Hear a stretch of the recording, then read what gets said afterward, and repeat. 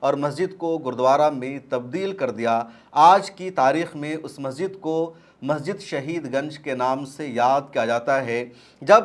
British umpire نے India کو اپنے قبضے میں لے لیا اور برٹش امپائر کی حکومت قائم ہو گئی، یہ بات ہے 1849 کی، تو مسلمانوں کو ایسا لگا کہ اب برٹش امپائر کے ذریعے اس گردوارہ کو مسجد میں تبدیل کیا جا سکتا ہے، دوبارہ مسجد آباد ہو سکتی ہے۔ چنانچہ 1849 میں برٹش امپائر کے انڈیا پر قبضہ کر لینے کے بعد جو برطانوی عدالت تھی، وہاں مسلمانوں نے انصاف کی امید لگائی، عدالت کا دروازہ کھٹکھٹایا۔ اس مسجد کے ان دنوں متولی ہوتے تھے نور احمد خان۔ انہوں نے برٹش امپائر میں فریاد لگائی اور کہا کہ یہ جو گردوارہ ہے پہلے مسجد تھا، مسجد کی دیواریں موجود ہے اور اس مسجد کو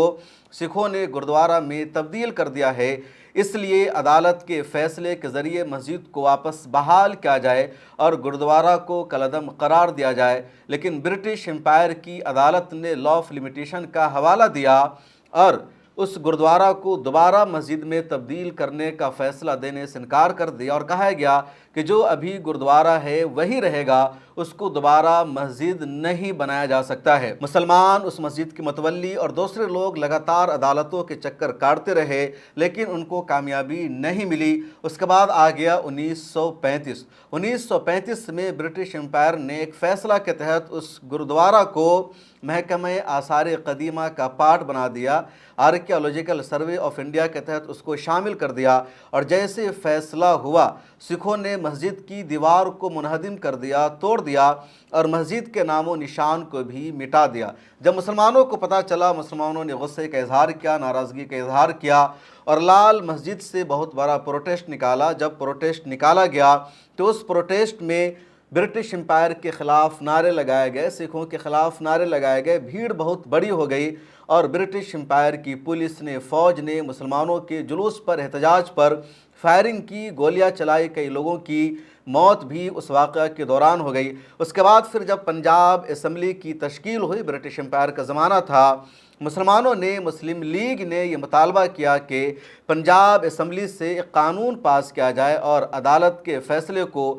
قانون کے ذریعے رد کر دیا جائے، لیکن محمد علی جناح نے پنجاب اسمبلی کے ذریعے پاس کیے گئے قانون کو رد کر دیا اور کہا عدالت کا جو فیصلہ ہے وہی رہے گا۔ اگر ہم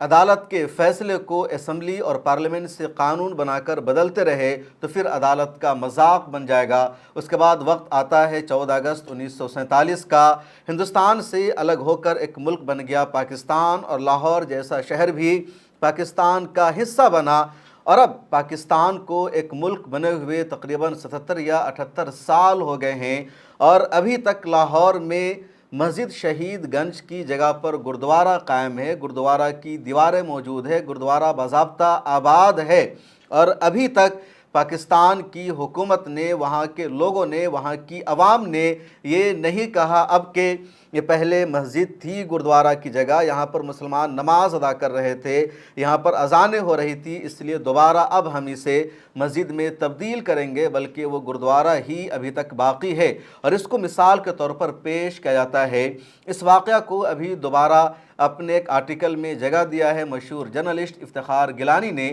دوائر پر ان کا آرٹیکل شائع ہوا اور انہوں نے یہ پورا واقعہ نقل کیا ہے کہ کس طرح ہوا۔ اے جے نورانی کا حوالہ دیا افتخار گیلانی نے اور کہا اے جے نورانی محمد علی جناح کے بہت ناقد تھے، لیکن اس واقعے میں وہ تعریف کرتے ہیں محمد علی جناح کی، اس شخص نے مسجد کا استعمال نہیں کیا اپنی سیاست کے لیے، مسلمانوں کو اس نے مسجد کے نام پر بھڑکانے کا کام نہیں کیا۔ یہ واقعہ ایک مثال ہے کہ جو عمارتیں اب جس اسٹیٹس اور پوزیشن میں ہیں اس کو اسی حال میں باقی رکھا جائے، اس کو تبدیل نہ کیا جائے۔ اگر یہی سلسلہ رکھا جائے باقی کہ پہلے وہاں پر کون سی عمارت تھی، اب کیا عمارت ہے، اور آج سے 400 سال پہلے یا 1000 سال پہلے وہاں جو عمارت بنی ہوئی تھی، یا جو شک ہے، جو اندیشہ ہے دوبارہ اس کو بحال کیا جائے، تو شاید ہی ہندوستان میں یا دنیا میں کوئی عبادت خانہ باقی رہے۔ پوری دنیا میں پھر تنازع کا، جنگ کا ایک نیا سلسلہ شروع ہو جائے گا۔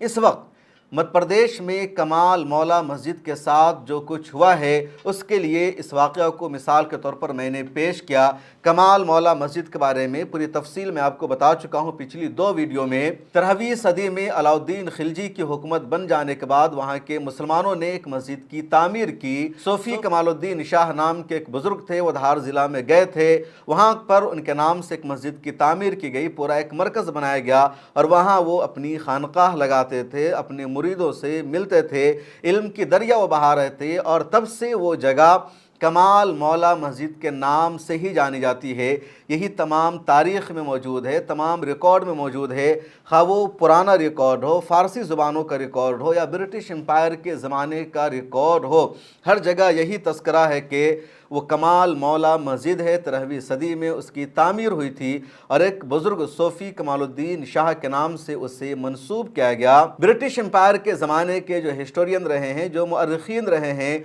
उन्होंने भी हमेशा उसको कमाल मौला मस्जिद के तौर पर ही लिखा है। कभी ब्रिटिश एम्पायर में रिकॉर्ड में उसको राज भोजशाला नहीं कहा गया या राजा भोज के ज़माने की तामीर करदा इमारत के तौर पर उसको नहीं लिखा गया। बहुत ही मशहूर हिस्टोरियन है doctor Ruchika Sharma, Miller times पर बार बार ये आती रही है। मिलर टाइम्स के कॉन्क्लेव में भी मैंने डॉक्टर रुचिका शर्मा को बुलाया था और तारीख़ पर उनसे मैंने बातचीत की। डॉक्टर रुचिका शर्मा ने आज से 3 साल पहले अपने यूट्यूब चैनल पर कमाल मौला मस्जिद की तारीख़ पर एक वीडियो बनाया था और वो वीडियो आज भी बहुत ज़्यादा अहम है, जिसमें उन्होंने कमाल मौला मस्जिद की पूरी तारीख़ बता रखी है कि 19वीं सदी तक किसी हिस्टोरियन ने, मुअर्रिख़ ने उस जगह के लिए भोजशाला लफ्ज़ का इस्तेमाल नहीं किया। किसी ने ये नहीं बताया कि राजा भोज ने इसको बनाया था, ना किसी ने ये लिखा कि सरस्वती का कभी ये मंदिर था। अब जो कुछ किया जा रहा है पूरा फर्जी मामला है।